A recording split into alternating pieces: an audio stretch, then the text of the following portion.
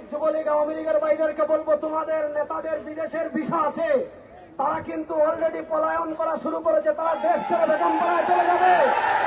কিন্তু তোমাদের কোনো বেগমপাড়া নাই, তোমাদের ব্যাংক ব্যালেন্স নাই, তোমাদের টাকা নাই। এই দেশের মানুষের সাথে তোমরা যদি বসবাস করতে চাও, তাহলে এই দেশের মুক্তিকামী মানুষের সাথে তোমরা মাঠে নেমে আসো।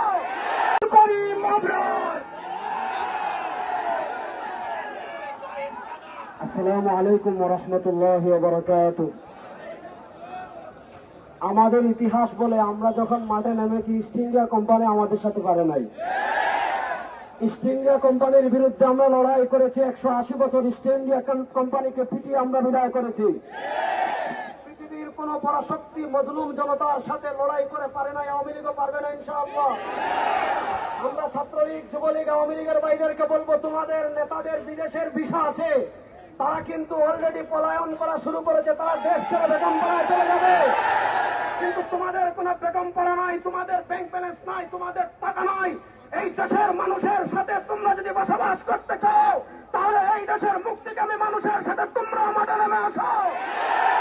এই দেশের মানুষ ব্রিটিশদেরকে যেভাবে পরাজিত করেছে, তোমাদেরকে দেশ থেকে বের করে দিবে ইনশাআল্লাহ। সময় এসেছে, আমি বাংলাদেশের মুক্তিকামী মানুষদেরকে বলতে চাই, এখন আর আমাদের কোনো পরিচয় নাই।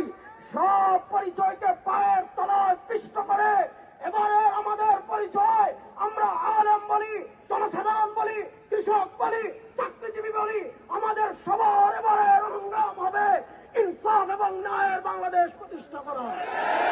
ইনসাফ এবং ন্যায়ের বাংলাদেশ প্রতিষ্ঠা করার জন্য, পীর সাহেব চরমনায় হাতকে শক্তিশালী করার জন্য আমাদের নেতৃবৃন্দের ডাকে যদি রক্ত দেওয়ার প্রয়োজন হয়, আমরা রেডি আছি তো ইনশাআল্লাহ।